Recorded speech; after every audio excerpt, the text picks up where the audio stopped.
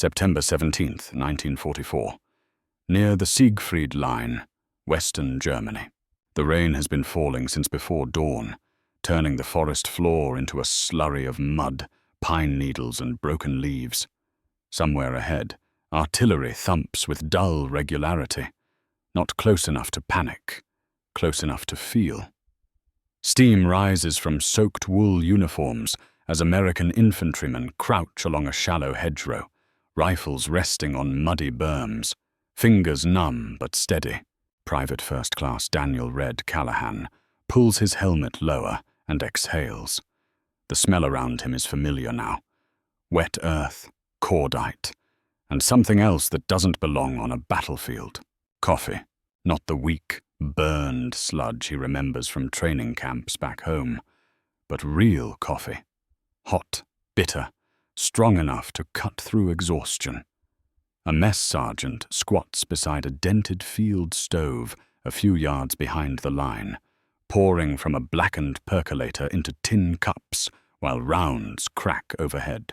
Callahan takes a sip and feels it move through him like warmth returning to dead fingers. Jesus, someone mutters nearby. This almost feels wrong.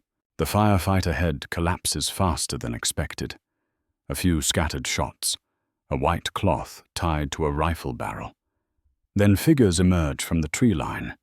German soldiers, helmets off, hands raised, uniforms soaked and filthy, eyes hollow with the kind of fatigue that has nothing left to spend. They are young, older than Callahan thought they would be, older than he feels. A corporal waves them forward. Weapons are kicked aside, pockets checked. One of the Germans, a Feldwebel judging by the rank tabs, glances past the Americans, nostrils flaring. He stops, his eyes fix on the field stove, on the steam, on the cups. He stares openly now, disbelief overtaking caution. "You have coffee?" he asks in halting English. Callahan blinks, then nods. "Yeah." The German swallows, looks around again, notices the cigarettes being passed down the line. Chocolate bars torn open with muddy hands. A crate of C-ration cans stacked neatly under a tarp. Dry socks hanging from a rifle rack improvised out of branches. "This is the front," the Feldwebel says quietly. Not a question. "Welcome to it." Callahan, relax. The German laughs once, a short, incredulous sound that turns into a cough. He shakes his head slowly, as if the landscape itself has betrayed him. "In the rear," he says, gesturing vaguely eastward. "We have nothing like this. No coffee, no cigarettes, not even bread sometimes." Callahan doesn't know what to say to that. He offers the man a cigarette instead. The German takes it with hands that tremble more from hunger than fear. This moment, small, quiet, absurd, will repeat itself hundreds of times in the coming months. Along the hedgerows of Normandy, the forests of the Ardennes, the muddy roads into the Ruhr. German prisoners, captured after weeks of fighting on empty stomachs, stare at American front-line life with a confusion that borders on insult. They expect brutality. They expect deprivation.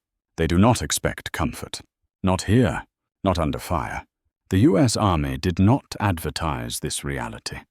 There are no speeches about coffee as a weapon, no medals for cigarettes delivered on time. But the doctrine exists all the same, buried deep in logistical planning and quartermaster tables. An American soldier at the front is supposed to eat. He is supposed to drink something hot. He is supposed to smoke if he wants to. He is supposed to feel, even briefly, like a human being. The German army once believed the same, but by 1944, that belief has rotted away under shortages, bombed rail lines, fuel rationing, and an economy bent toward collapse. German frontline units fight with determination, but not with comfort. Their rear units, once well supplied, now live worse than the enemy's assault troops. The prisoners notice everything. The abundance of trucks idling behind the lines, the endless crates stamped with dates weeks in the future. The fact that American soldiers complain about cold coffee, not the absence of it. One captured Obergefreiter later tells his interrogator, "We thought you must be close to your depots, but you were not. You were just supplied." That word, supplied, carries more weight than any tactical assessment. Because supply is not just food and fuel. It is morale, bottled and shipped forward. It is the ability to wake up after a night of shelling and drink something hot. It is the difference between surviving and enduring. As the prisoners are marched away, Callahan watches the Feldwebel glance back one last time at the percolator steaming in the rain. The man does not look angry. He looks defeated. And Callahan realizes something then. Something no briefing ever explained. This war is not only being won by who shoots straighter, it is being won by who eats better. September 18th, 1944. A temporary POW holding area outside Aachen. The rain finally stops, sometime before dawn, leaving the ground slick and shining under a low, colorless sky. The prisoners sit in loose rows behind a sagging strand of wire, boots caked with mud, shoulders hunched inside threadbare field coats. No one speaks much. Hunger dulls conversation faster than fear. Feldwebel Karl Weiss has not slept, not because of nightmares, those come later, but because his mind keeps returning to the same impossible image. American soldiers under fire, drinking coffee like it is nothing, like it is expected. At first light, U.S. guards begin distributing breakfast, not ceremoniously, not carefully, just efficiently. Crates open. Ladles dip. Tin plates clatter. Weiss watches in silence as prisoners receive portions that look generous. Bread that is not stale. A slab of meat. Something warm that smells faintly of beans and fat. Coffee again. One of the Germans near him whispers, "Is this a trick?" Weiss shakes his head slowly. "No," he says. "This is normal for them." Across the wire, American soldiers eat the same meal. Some complain about the temperature. One jokes about trading rations for cigarettes. Another pours out half his coffee because it's gone bitter. Weiss feels something twist in his chest. Not resentment, not envy, but disorientation. For years, German propaganda has insisted that American soldiers are soft, overfed, undisciplined, dependent on luxury. The logic is comforting. Comfort breeds weakness. But the men who captured Weiss were not weak. They were alert. They were aggressive. They moved fast, coordinated, confident. And they did it while drinking coffee. A young American private notices Weiss staring and shrugs. "Quartermasters," he says, as if that explains everything. In a way it does. The U.S. Army's logistical doctrine does not treat morale as an abstract concept. It is not left to speeches or medals alone. It is measured, allocated, shipped. Coffee is not a luxury item in the American Army. It is standard issue. By 1944, the average U.S. soldier consumes nearly 3 pounds of coffee per month. It arrives ground, whole bean, instant. It arrives in tins, sacks, packets. It arrives because someone, somewhere, decided that alert, warm soldiers fight better than exhausted, miserable ones. The German army once believed this too. In 1939 and 1940, Wehrmacht rations were solid, hot, reliable. German soldiers joked that they ate better than civilians. But that system depended on short supply lines, intact rail networks, and an economy not yet strangled by strategic bombing. By 1944, none of that remains. Weiss remembers the Eastern Front in 42. Frozen bread, horse meat, ersatz coffee made from acorns. He remembers rear area depots stripped bare to feed front-line units that still went hungry. He remembers writing letters home telling his wife not to send food because parcels never arrived anyway. Now he sits in captivity, eating better than he has in months. And that knowledge cuts deeper than defeat.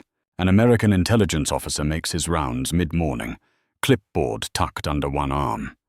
He asks routine questions: unit designation, last position, commanding officer. Weiss answers mechanically. Then the officer asks, almost casually, "How's the food?" Weiss looks up sharply. "Better than ours," he says. The officer nods, not surprised. "Yeah, we hear that a lot." That phrase, "we hear that a lot," stays with Weiss long after the officer moves on, because it means this is not accidental. It is not a fluke of this unit or this day. It is systemic.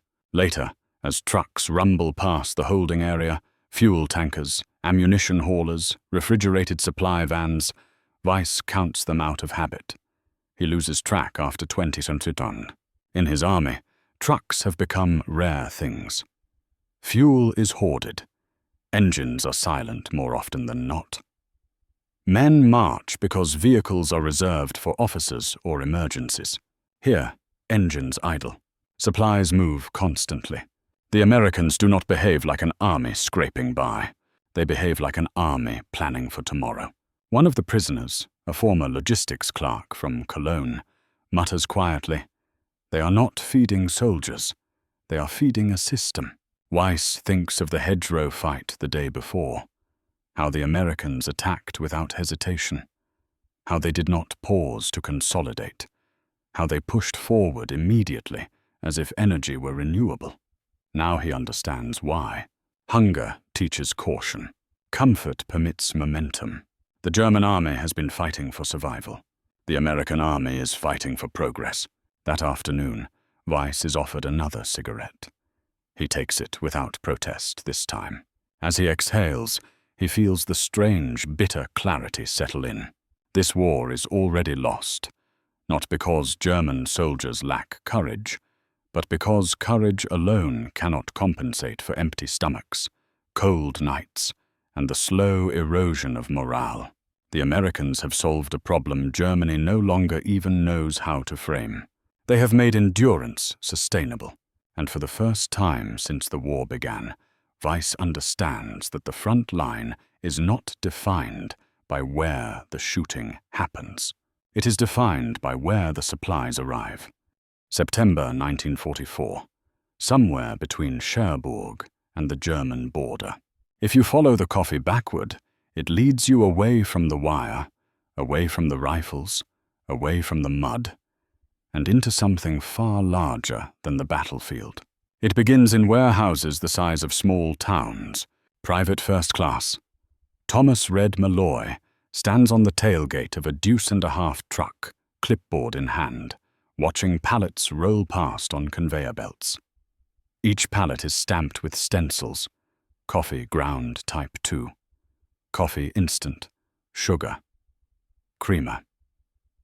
The air smells faintly roasted, almost pleasant. Malloy has never fired his rifle in anger. He has never seen a German soldier except from a distance.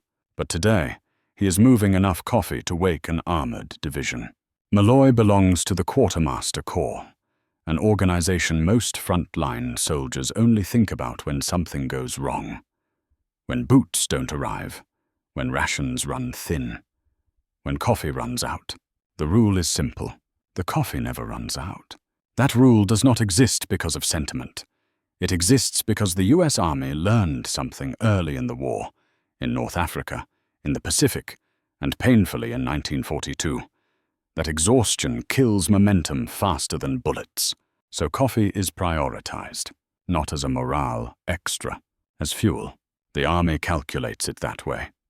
Man-hours regained, alertness extended. Decision-making improved at 0300 when everything hurts and nothing makes sense. A mug of coffee buys clarity. Clarity wins firefights. By late 1944, the US Army is shipping over 250,000 pounds of coffee into the European theater every single day. It arrives through ports rebuilt almost as quickly as they are captured. Cherbourg, Antwerp, Marseille. When bridges are down, Bailey bridges appear. When roads are cratered, engineers reroute traffic. When German aircraft strike convoys, replacements are already en route. This is not improvisation. It is choreography. Malloy checks off another manifest and watches a truck column roll east. He knows where most of it is going. Corps depots, divisional dumps, regimental kitchens. He also knows where some of it will end up. In foxholes, on tank decks, in ruined farmhouses where men huddle around tiny stoves, waiting for dawn. The German army once ran on similar principles. Blitzkrieg depended on speed, coordination, and reliable logistics. In 1940, German supply columns kept pace with panzers through France with terrifying efficiency. But that system was brittle. It assumed short wars, short distances, captured infrastructure. By 1944, Germany is fighting on interior lines that no longer function. Rail yards are smashed nightly by bombers. Fuel production is collapsing. Synthetic plants burn faster than they can be repaired. Truck tires are patched until they shred. And morale items? Those disappeared long ago. Coffee in the Wehrmacht has become ersatz. Roasted barley, acorns, chicory. Bitter, thin, unsatisfying. Soldiers joke about it because the alternative is despair. American soldiers joke too, but they joke while pouring real coffee. At the front, Staff Sergeant Joe Mancini sits with his squad in a shell hole near the Siegfried Line. Rain seeps through his jacket. His boots squelch when he shifts. He hands around a battered thermos. "Don't spill it," he says. "That's liquid gold." The men grin. Someone cracks a joke about trading it for a German helmet. Another lights a cigarette, cupping the flame against the wind. Across the line, German soldiers shiver in wet trenches, stomachs gnawing, nerves stretched thin. They are brave men, disciplined men. But they are tired in a way that goes deeper than fatigue. They are tired of making do. Mancini is tired too. But he knows something they do not. Tomorrow morning the coffee will come again. That certainty changes how you sleep, how you fight, how long you can keep going. German POW interrogations begin to show a pattern by late 1944. Not just comments about food, but about rhythm. The Americans are never exhausted. They attack at dawn, then again in the afternoon. They fight at night like it doesn't matter. Intelligence officers note it carefully. This is not bravado. It is metabolic. The US Army feeds its soldiers like athletes in a prolonged event, not ascetics in a trial of endurance. Calories, caffeine, nicotine, all managed, all supplied. Critics will later scoff at this, calling it indulgence. But indulgence does not explain why American units keep advancing, while German units dissolve under pressure. Systems do. The Germans fight until they are empty. The Americans fight until they are replaced. And that replacement does not just mean men and machines. It means warmth. It means sugar. It means coffee steaming in a chipped enamel mug, while artillery thumps in the distance. By autumn 1944, this difference becomes visible even to civilians. French villagers watch American columns roll through, soldiers chewing gum, sipping coffee, tossing candy to children. They watch German units retreating, hollow-eyed, boots wrapped in rags, carts pulled by men because horses are gone. One army is shrinking, the other is regenerating. And somewhere between a warehouse in Normandy and a foxhole in Germany, the humble mug of coffee becomes a symbol the Germans cannot unsee, because it represents something terrifying, not comfort, continuity. November 1944, near the Hürtgen forest. The forest is cold in a way that seeps into bone. Wet leaves rot underfoot, and the sky never seems to fully brighten. Even at noon, it feels like evening. The trees swallow sound. Artillery thuds arrive muffled, like distant doors slamming. Private First Class Robert Klein tightens his grip on his rifle and waits. Klein is 19. He has been in France since July. He has marched, fought, slept in ditches and learned the hard way that fear comes in waves. Right now, the wave is low, manageable, because he has something warm in his hands. Coffee. It came up an hour ago with the ration detail, sloshing inside a dented metal can strapped to a jeep. The driver handed it off like contraband. The smell cut through the damp air instantly, sharp and alive.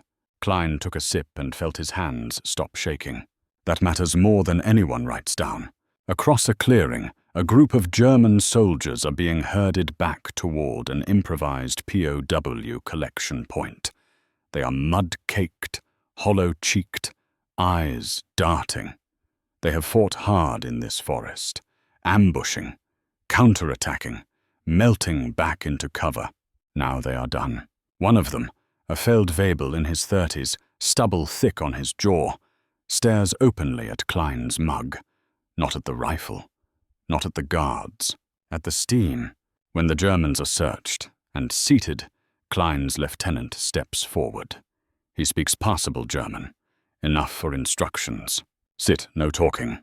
The Feldwebel nods, then hesitates. Entschuldigung, he says quietly. Was ist das? He gestures with his chin toward the mug. Klein glances at it, confused for a second. Then it clicks. Coffee, he says. The German blinks. Here? He asks. At the front? Klein shrugs. Yeah. The Feldwebel exhales slowly, as if something inside him has finally given up. He laughs once, not humor, not bitterness, just disbelief. In our rear areas, he says, we have none. Not real, only ersatz. Sometimes nothing. Klein doesn't know what to say. He offers the mug without thinking. The lieutenant stiffens, then lets it happen. The German takes a careful sip. His eyes close briefly. When he opens them again, something has changed. Not loyalty, not morale. Perspective. Later, at the regimental command post, intelligence officers record the exchange almost word for word. It joins dozens of similar accounts. POWs remarking on American food, American cigarettes, American coffee. But the analysts are beginning to frame it differently now. This is not about envy.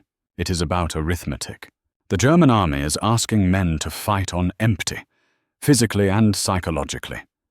Every calorie, every stimulant, every comfort item has been stripped away by necessity. The logic is stark. If it does not directly kill the enemy, it is expendable. The American army operates under a different equation. If it keeps a soldier functional for one more hour, one more night, one more push, it is essential. Coffee is not a luxury. It is a delay against collapse. In the Hürtgen forest, collapse is close at all times. Cold, artillery, confusion, exhaustion. Units lose cohesion, not because of cowardice, but because the human body and mind have limits. The Germans reach those limits sooner. They sleep less deeply. They wake slower. Their reaction times dull. Night becomes longer. American units are not immune, but they are buffered by warmth, by calories, by caffeine, by the quiet confidence that tomorrow's supply truck is already on the road. This confidence spreads in subtle ways. American soldiers plan patrols, assuming they will have hot food afterward. They dig in, knowing fresh socks will eventually arrive. They take risks because recovery is expected, not hoped for. German soldiers plan withdrawals based on what they lack: fuel, ammunition, rest, hope of replacement. By December, as the Ardennes offensive looms, German commanders know they are gambling everything on surprise. Speed, shock, a rapid collapse of American morale.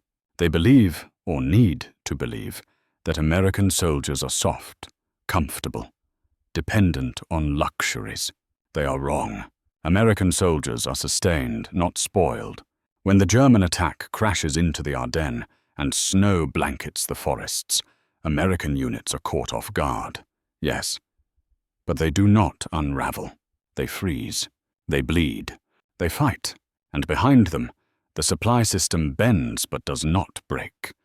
Coffee still comes forward, sometimes frozen solid, sometimes heated over burning tank wrecks, sometimes brewed in helmets. German POWs captured during the Bulge repeat the same observation again and again. You are always fed. You are never cut off. You fight as if you know help is coming. That last line appears in multiple interrogation summaries, because it cuts closest to the truth. The German army fights as if this is the end. The American army fights as if this is one more phase. And that difference, embodied in something as small and ordinary as a mug of coffee, shapes the battlefield more reliably than speeches or slogans ever could. In war, morale is not what men shout. It is what they expect when the shouting stops. January 1945, somewhere west of the Rhine. The barn is half collapsed, its roof sagging under fresh snow.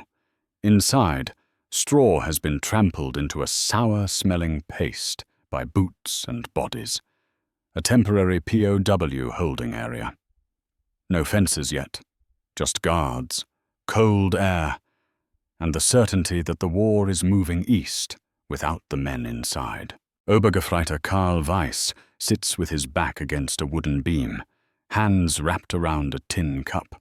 The cup is warm. That is what he notices first. Weiss is 26, drafted in 1941. Russia, then France, then Belgium. He has marched thousands of kilometers on rations that shrank year by year. Bread stretched with sawdust, watery soup, coffee substitute that smelled burned and tasted of nothing. The liquid in his hands now is different. Dark, sharp, real coffee. He looks up at the American guard who handed it to him. A stocky corporal chewing gum, helmet pushed back, eyes red with fatigue, but alert. Weiss clears his throat. "Warum?" he asks. The corporal frowns. "Why what? Why this?" Weiss gestures at the cup, then at the barn. "We are prisoners." The corporal shrugs. "It's cold." That answer stays with Weiss long after the cup is empty. Later, when intelligence officers question him, they expect the usual things: unit strength, positions, morale. They get those answers. Clipped, cautious, incomplete. Then Weiss says something unexpected. "Your soldiers," he says slowly, choosing his words, "live better at the front than ours do far behind it." The officers exchange glances. They have heard this before. Weiss elaborates without prompting. He talks about seeing American trucks stacked high with crates marked coffee, about cigarettes passed freely, about chocolate bars given to children in villages that German units had stripped bare weeks earlier. He talks about boots. "Your men have boots," he says. "Dry ones, always." This is not complaint. It is diagnosis. German soldiers, by 1945, understand that their army has inverted priorities. Everything flows to weapons, until even weapons cannot be sustained. The human element is treated as infinitely compressible. American logistics treat humans as load-bearing components. If they fail, the system fails. In U.S. Army after-action reports, this realization is never phrased so plainly. Instead, it appears as a pattern. German prisoners are cooperative earlier. They surrender more readily. They ask fewer questions about resistance and more about food. And most telling of all, they express disbelief not at American firepower, but at American normalcy. Hot meals, music playing on radios, mail reaching the line. These things should not exist in their understanding of modern war. Yet they do. By February 1945, as American units cross into Germany itself, the contrast becomes even sharper.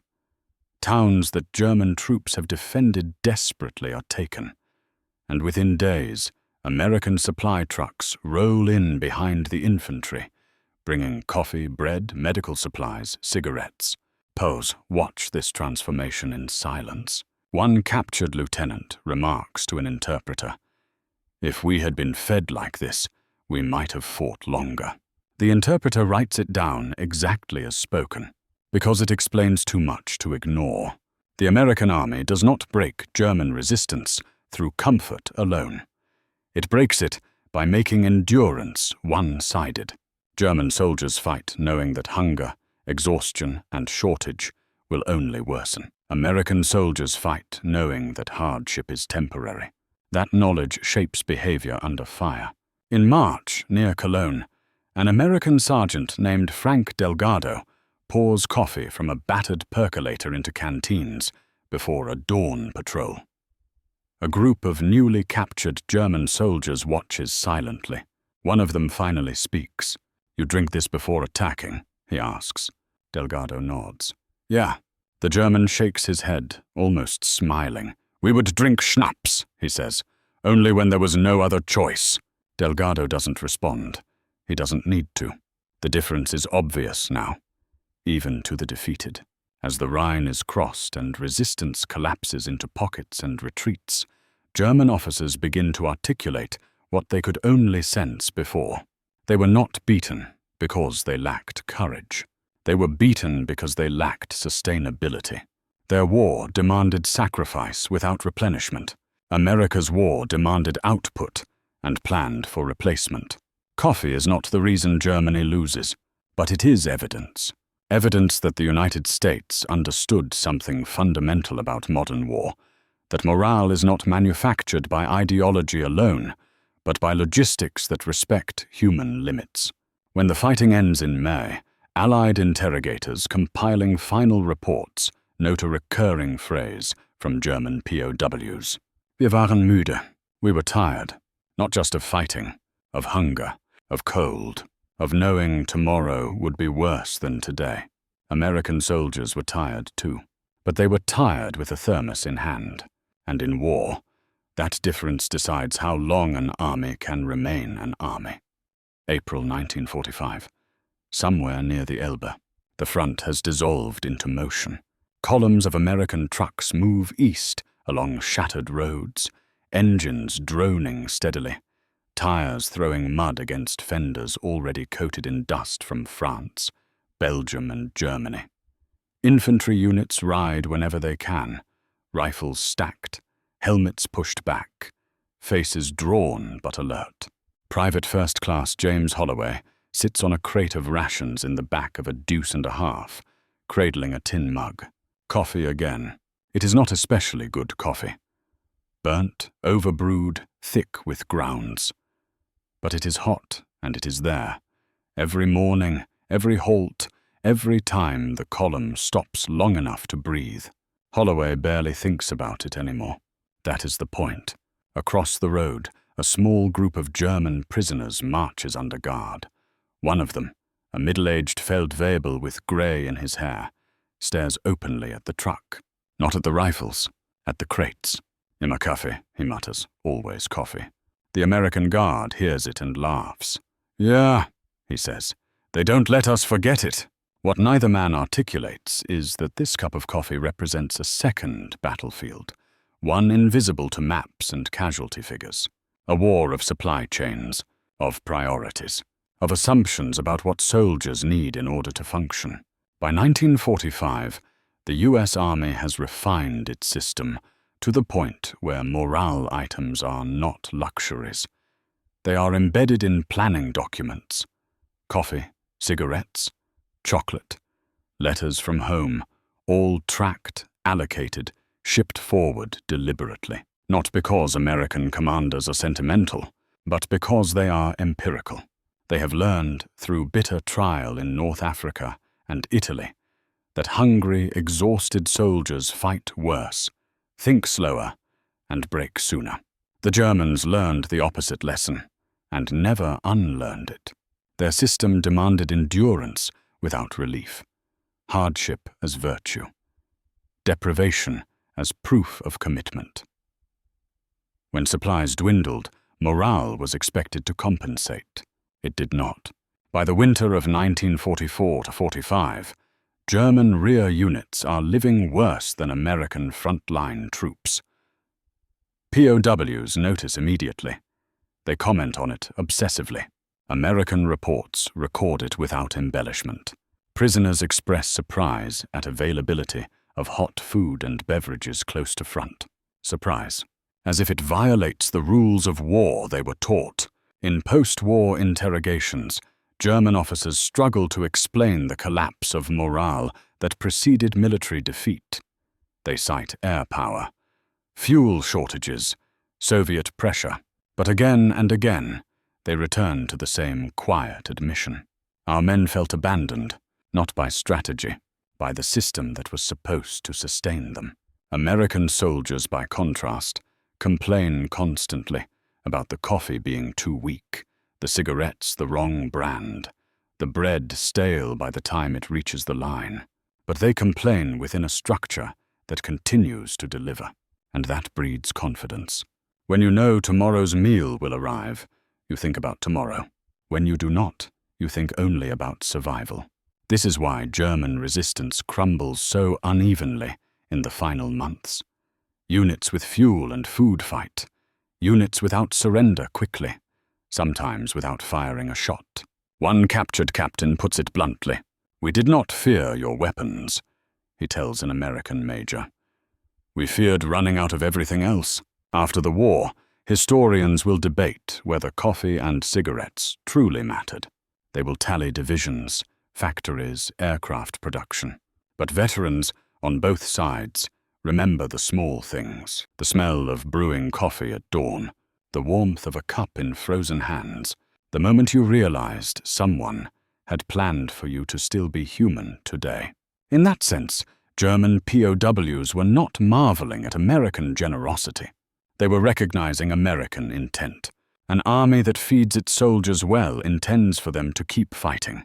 An army that feeds them poorly expects sacrifice and accepts collapse.